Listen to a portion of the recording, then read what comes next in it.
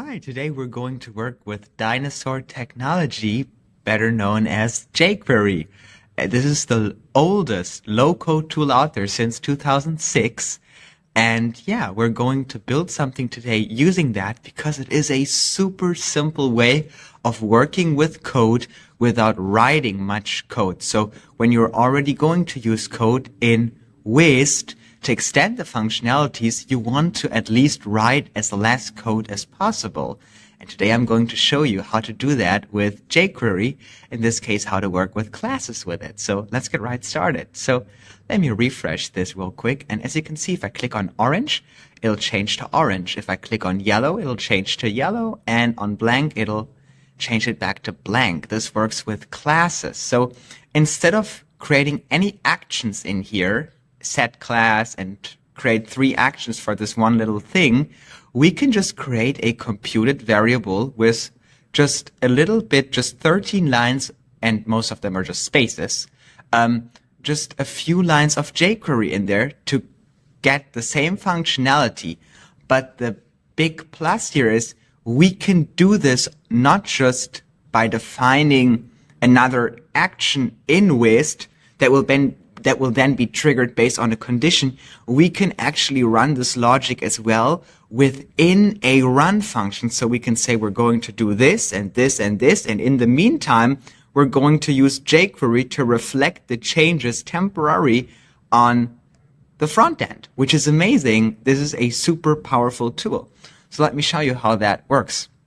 First, we have to initialize jQuery. So we're going to use the $sign. This initializes jQuery. And the wonderful thing about jQuery, it's for free available in Wized. So first of all, we're going to do jQuery and we're calling the Wized attribute of myCircle. And first of all, we want to remove all potential combo classes. So whenever we process this variable in a computed variable, so whenever the dependencies change, so whenever anything we target in this variable changes, this is the dependency, we're going to run this computed variable. So whenever we change something, because we're changing colors, we first want to remove the existing color potentially that we have as a combo class in here. So we want to remove both possibilities, is yellow or is orange.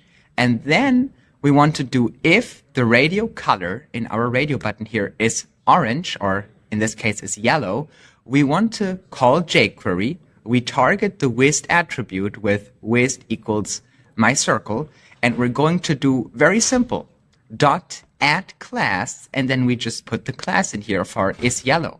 And we do the same thing with orange. We do else if. By the way, I will be making a whole video just on if statements, so that's coming soon. So else if the radio color equals orange. We're going to do jQuery initialization. We target it by attribute, and we're going to do add class is orange. And we can run this simply in a computed variable, and this is going to do the functionality with just a few lines of code. And the wonderful thing is we don't need to use Wized actions in here, because Wized actions are amazing. But the limitation here is you cannot make an action dependent on previous logic within your run function. So let's say for every iteration, for example, I'm looping through this loop right now. I want to show a loading animation. When I'm looping, let's say I have an array of items, I'm looping through this. For every item the loop is currently on, I want to show some visual things so that the user knows, okay, it's here, here, here, here, here. I want to make this loop visual. You cannot do this with Wized actions. You would have to use variables and track the status, and it will all have a delay in doing that. But with jQuery, you're super easy in just targeting a custom data attribute you add in there and then showing a visual indication that this is, for example, the item you're in the loop right now. Think of it like this. We have a loop that processes blank, orange, and yellow. We now have a visual indication of what we're doing. And you can do this with jQuery without having to write a whole bunch of JavaScript. And this is why jQuery is so amazing. This one line is just adding a class and this line is adding a class, and this is just removing both classes. It's super easy to use, and you can reduce so much of the JavaScript you would have to write if you use jQuery. That's why it's still out there since 2006, because it's amazing. It's dinosaur technology, but it has the capability to power all the cutting-edge AI SaaS businesses you're going to build in Wized right now. So yeah, I hope this helps you. And if you have any questions about jQuery, please feel free to put them in the comments, and I'm more than happy to help with that. Thank you so much. See you next time. Bye-bye.